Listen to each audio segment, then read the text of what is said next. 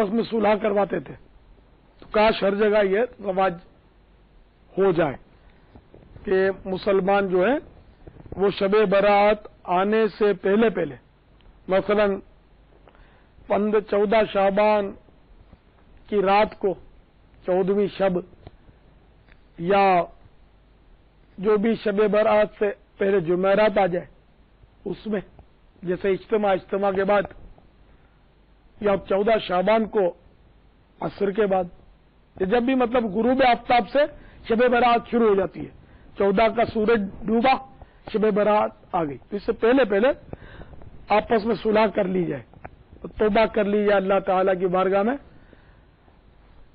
تاکہ جو صحائف یعنی کہ وہ اعمال نامے وہ حقوق العباد سے خالی ہو کر بارگاہ رب العالمین میں پیش ہوں۔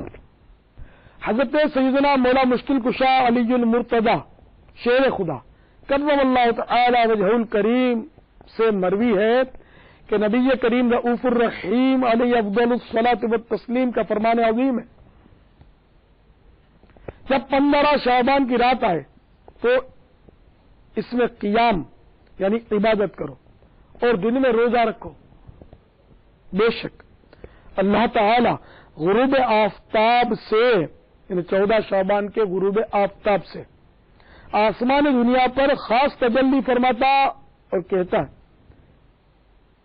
ہے کوئی مجھ سے مغفرت طلب کرنے والا کہ اسے بخش دوں، ہے کوئی روزی طلب کرنے والا کہ اسے روزی دوں، ہے کوئی مصیبت زدہ کہ اسے عافیت عطا کروں، ہے کوئی ایسا، اور یہ اس وقت تک فرماتا ہے کہ فجر طلوع ہو جائے۔ تو پیارے پیارے میٹھے میٹھے سائیں بھائیوں، شب برات کتنی عظیم رات ہے کہ اللہ تعالیٰ اس رات میں ساری رات اپنے بندوں کو خود اپنے کرم سے ارشاد فرماتا ہے کہ کون ہے جو مغفرت چاہتا ہے، روزی طلب کرنے والا آ جائے کہ اس کو روزی دے دوں، مصیبت زدہ مجھ سے دعا کرے کہ میں اس کی مصیبت دور کر دوں، عافیت دے دوں۔ یہ اللہ تعالی کا کرم ہے۔ تو کتنے خوش نصیب ہیں وہ مسلمان جو اس رات سے کما کوہ برکات حاصل کر لیتے ہیں۔ میٹھے میٹھے اور پیارے پیارے اسلامی بھائیوں اور اسلامی بہنوں، شب برات میں اعمال نامے تبدیل ہوتے ہیں، لہذا ممکن ہو تو 14ویں شعبان المعظم کو بھی روزہ رکھ لیا جائے تاکہ اعمال نامے کے آخری دن بھی روزہ ہو۔ 14 شعبان کو عصر کی نماز پڑھ کر مسجد میں اسلامی بھائیوں کو چاہیے کہ نفلی اعتکاف کی نیت سے ٹھہر جائیں، مسجد میں نفلی اعتکاف کر لیں عصر کی نماز سے، عصر کے بعد باہر نہ نکلیں کہ مغرب کے بعد غروب آفتاب کے بعد اعمال نامے تبدیل ہوں گے، تو آخری لمحات جو ہے اعمال نامے تبدیل ہونے سے پہلے جو ہے آخری لمحات وہ مسجد کی حاضری اور اعتکاف اس میں لکھا جائے۔ معمولات اولیاء کرام رحمہم اللہ السلام سے کہ مغرب کے فرض و سنت وغیرہ کے بعد 6 رکعت نفل 2 رکعت کر کے ادا کیے جائیں۔ پہلی 2 رکعتوں سے پہلے یہ نیت کیجیے یا اللہ عز و جل ان کی برکت سے درازی عمر بالخیر عطا فرما۔ اس کے بعد 2 رکعت میں یہ نیت کیجیے یا اللہ عز و جل ان کی برکت سے بلاؤں سے حفاظت فرما، اور اس کے بعد والی 2 رکعتوں کے لیے یہ نیت کیجیے یا اللہ عز و جل ان کی برکت سے اپنے سوا کسی کا محتاج نہ فرما۔ ہر 2 رکعت کے بعد 21 بار قل هو اللہ احد پوری سورت، یا 1 بار سورہ یاسین شریف پڑھیے، بلکہ ہو سکے تو دونوں ہی پڑھ لیجیے۔ یہ بھی ہو سکتا ہے کہ ایک اسلامی بھائی یاسین شریف بلند آواز سے پڑھیں اور دوسرے خاموشی سے سنیں۔ اس میں یہ خیال رکھیں کہ دوسرا اس دوران زبان سے یاسین شریف بلکہ کچھ بھی نہ پڑھے۔ انشاءاللہ عز و جل رات شروع ہوتے ہی ثواب کا انبار لگ جائے گا۔ ہر بار یاسین شریف کے بعد دعائے نصف شعبان بھی پڑھیے. یہ ہے دعا نصف شعبان. اسکرین پر دیکھ لیجئے. الحمدللہ عز وجل سگے مدینہ خفیہ عنہ کا سالہ سال سے شب براءت میں بتائے ہوئے طریقے کے مطابق 6 نفل اور یاسین شریف کی تلاوت وغیرہ کا معمول رہا ہے. مغرب کے بعد کی جانے والی یہ عبادت نفلی ہے.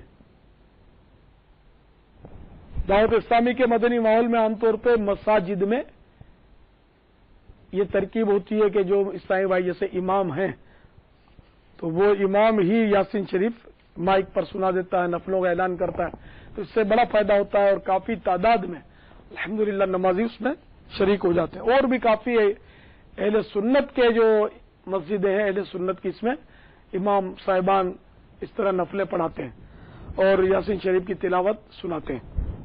مغرب کے بعد کی جانے والی یہ عبادت نفلی ہے, فرض یا واجب نہیں. اور مغرب کے بعد نوافل و تلاوت کی شریعت میں کہیں ممانعت بھی نہیں. لہذا ممکن ہو تمام اسلامی بھائی اپنی اپنی مساجد میں اس کا اہتمام فرمائیے اور ڈھیروں ثواب کمائیے. اسلامی بہنیں اپنے اپنے گھر میں یہ اعمال بجا لائیں. عموماً یہ ہوتا ہے کہ جب یہ 6 نفل وغیرہ پڑھ لیتے ہیں یاسین شریف تو عشاء کا وقت شروع ہو جاتا ہے. تو اگر پہلے سے یہ اعلان کر دیا جائے کہ جب مغرب پڑھ لیں گے نفلیں پڑھ لیں گے تو عشاء کا نماز وقت شروع ہو جانے پر اذان دے دی جائے گی, پھر سنتوں کا وقفہ ہوگا, اس کے بعد عشاء کی جماعت قائم کی جائے گی. تو اس طرح آپ کو سہولت بہت ہو جائے گی کہ عشاء کی نماز پڑھ کر ہی آپ پھر یہاں سے نکلیں. وہ سارا وقت جو ہے شروع کا اعمال نامے کا تو وہ انشاءاللہ آپ کا نیکیوں میں ہی گزرے گا, مسجد میں ہی گزرے گا, عبادت میں ہی گزرے گا انشاءاللہ. آج کل یہ عام شکایت ہے کہ جادو اور ٹونا, حالانکہ ہر ایک کو جادو ٹونا نہیں ہو جاتا لیکن ہمارا لیے کہ عام طور پہ شکایتیں ہیں.